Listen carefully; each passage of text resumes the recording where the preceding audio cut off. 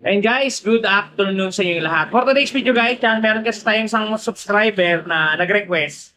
I-price comparison daw natin si Yamaha Lexi 155 at si Yamaha Aerox 155. Kasi ito daw yung dalawang motor na bet niya. At yan din yung gagawin natin ng video ngayon. Kasi dito guys, sa gagawin nating video, pagkukumparahin natin yung dalawang unit. Kung saan ba fit yung budget mo. Kasi pares 155 yan. Para may idea ka kung para kay Lexi ka ba o kumpara kay Aerox ka. Kasi same 155 yan at same Yamaha yan. Okay guys, dito sa video na to, pagkukumparahin natin ang presyo ng dalawang unit na yan, hindi para lumakas ang benta ng isa ha, at hindi para bumaba ang benta ng isa. Bagkos, para magkaroon kayo ng idea kung sang unit ba kayo nalalapat. Okay, bago natin yan, bago natin tirahan kinain, syempre, intro muna tayo.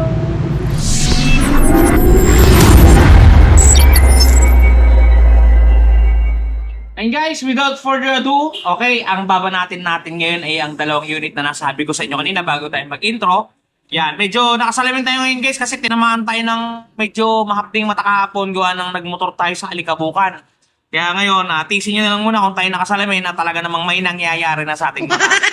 And guys, dito sa video na to, ikukumpara natin yung price ni Lexi at ni Aerox. Kung saan ba fit yung iyong sinusweldo, kung saan ba fit yung iyong income para meron kang idea pagka ikaw ay kukuha ng motor. Kung kay Lexi ka ba o kay Aerox. Pares 155 yan, syempre mayroon diyang pricey at may budget meal. Okay guys, simulan natin. Dito natin ipa-flash ang presyo ni Aerox at dito si Lexi ha, para maintindihan at maunawa natin.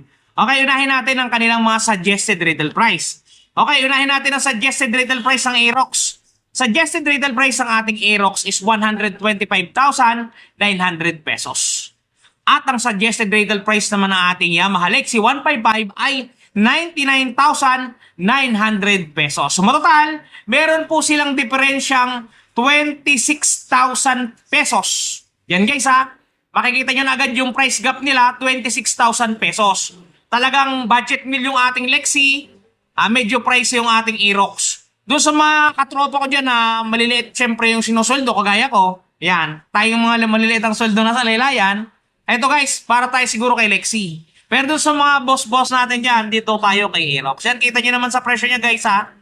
26,000 pesos yung gap ng kanilang presyo. Mas mahal si Aerox ng 26,000 pesos. Alright, moving forward, monthly installment na tayo. Okay, sa minimum down payment muna tayo kasi ang dalawang unit na yan ay merong magkaibang minimum down payment para may idea kayo guys sa pagda-down ninyo. Kung alin man unit yung mapipili ninyo ha. Okay, Yamaha Aerox 155, ang ating minimum down payment dito guys ay 12,590.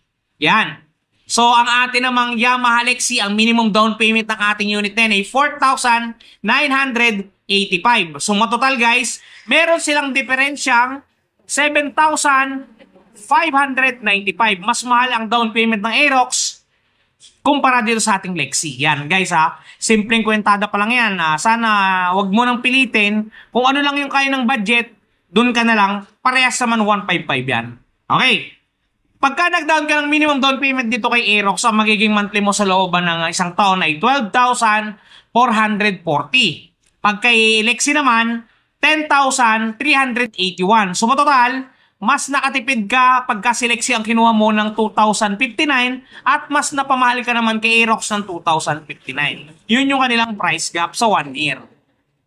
Pagka naman guys, 2 taon, 7,424 ang Aerox at ang Lexi natin ay 6,147. So total, nakatipid ka kay Lexi ng 1,277 at napamahal ka ng 1,277 kay Aerox. Yan guys, screenshot nyo nila yung mga presyo nating nalapad dyan. At pagka 3 taon naman ito matindi guys. 5,809 pesos ang monthly ni Aerox at 4,773 naman ang monthly ni Lexi. So total pagka kinumpute niyan, nakamura kayo kay Lexi ng 1,036 at napamahal kayo kay Aerox ng 1,036. Yan guys, screenshot nyo lang yung kanyang mga presyo para meron kayong idea sa minimum down payment ng ating Aerox at ating Lexi. Alright. Okay na ba guys? Move on na tayo, move on. Okay, may magtatanong dyan sigurado paano pagka nag-down daw ng 30,000 pesos. Ito guys, pinagtapat at pinagkumpara na natin na parehas 30,000 pesos yung ida-down sa kanila kung magkano ba ang hahangganan ng mga presyo nito. Okay, 30,000 pesos kay Aerox at 30,000 pesos kay Lexi. Yan, nagpa-flash sa screen niya ha. Pagka nag-down kayo kay Aerox ng 30,000, ang magiging monthly po ninyo sa looban ng isang taon ay 10,567. At kay Lexi naman ay 7,691. So matotal, mayroon silang price gap na 2,876. Pagka dalawang taon naman po, 6,262 kay Aerox, 4,479 naman kay Lexi. So mayroon silang price gap na 1,783. Yan. At pagka tatlong taon guys, 4,867. At kay Lexi natin ay 3,420. So matotal, meron silang price gap na 1,447 guys. Yan. Screenshot nyo guys. Yan yung kanilang price comparison between Aerox at saka Lexi natin. Pares 30,000 ang down payment niyan, magkaibang monthly. Pero talagang parehas yung kanilang displacement. Siyempre, may mas maganda lang na konti kay Aerox na hindi tinataglay ni Lexi. Pero ang mahalaga dyan, parehas kayong 155cc. Alright. Okay guys, moving forward. Pagka naman po kayo ay nag-down ng 40 mil, yan, 40,000 pesos. Ang magiging monthly nyo po dito sa ating Aerox ay 9,491. Sasabayin ko na lang i-display guys ha. Kay Lexi naman ay 6,615. So matotal guys na mayroon silang price gap na 2,876. Buwan-buwan yun ha, buwan-buwan. At pagka dalawang taon, 5,595. Kay Lexi naman ay 3,812. Yan guys, medyo meron silang price gap na 1,783. At pagka tatlong taon naman po, 4,326. At kay Lexi naman po ay 2,879. Yan guys, meron silang price gap na 1,447 buwan-buwan. Ibig sabihin, nakamura ka dun kay Lexi at medyo napamahal ka dun kay Aerox. Yan guys, yung video na yan guys ay ginawa natin para magkaroon kayo ng idea, lalong-lalo na dun sa mga gusto ng Aerox, gusto ng 155. Ngayon, lumabas si Lexi, 155 din. Medyo nagugulumihan na mag-isip. Itong video na to guys ay ang sample para hindi kayong maligaw sa mga nilalandas yung mga buhay-buhay. Una sa lahat guys yung ating Lexi ay budget friendly. Yung ating Aerox ay budget friendly din naman pero talagang makikita nyo sa presyuan, mas mura si Lexi 155 natin na talaga namang may nangyayari na. Yun guys. Sana nakatulong sa inyo yung video na to guys.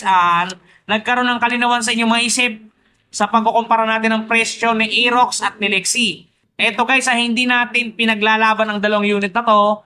Uulitin ko, binibigyan ko lamang kayo ng idea kung sino ba yung fit sa inyong mga budget. Kasi mahirap pwersahin guys yung budget natin. Ang mapapahamak o ang magsasuffer kasi dyan is yung mga family member natin. Siyempre, meron tayong malaking bubunoy pagbabayad. Siyempre, doon lang tayo sa kaya. Doon sa mga katropa ko, praktikalan na lang guys. Kung 155 din lamang ang gusto ninyo, go na kayo sa Lexi. Yun, kung medyo malaki naman yung budget natin at talaga namang kaya namang idais, kaya namang bigyan, mag-Aerox tayo guys. Kung ano nga yung nasa puso't isipan ninyo, gawin ninyo. Basta make sure nyo lang na kaya nyo hulugan kasi pag narepo guys, talagang may nangyayari na, magkakabatakan tayo, baka magkatampuhan pa. Huwag naman sana gano'n.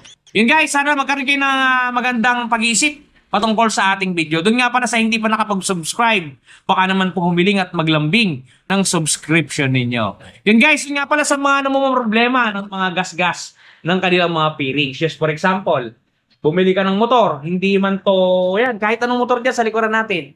Ngayon, nagasgasan guys, sinadya, hindi sinadya, o talagang, ewan kung anong nangyari, nagasgasan. Eto guys, touch paint ni Wash Body, napakadaling i-apply, napakamura, panoodin nyo. Alright. At eto na guys, ang touch paint ni Wash Body, di ba napakaganda? Ganto ang packaging yan pagka mabibili ninyo. Eto yung polishing cream, eto yung surface cleaner, eto yung mismong touch paint. At may kasamang pre-yan na pen brush at meron niyang instruction kung paano gagamitin. Eto guys, kung makikita ninyo, ganito siya i-apply. Una, pahidan ninyo ng polishing cream para makinis ninyo yung lugar o lokasyon. Sprays ng surface cleaner. At syempre, i-apply natin ang ating touch paint. Yan. Isulat nyo lang ng pen niya at talaga namang matatakpan ang mga gasgas ng inyong unit. Bili na kayo guys, touch paint ni Wash Body. Yun guys, napakaganda ng touch paint na yan. Kaya kung ako sa inyo, i-try nyo na ang touch paint ni Washbody.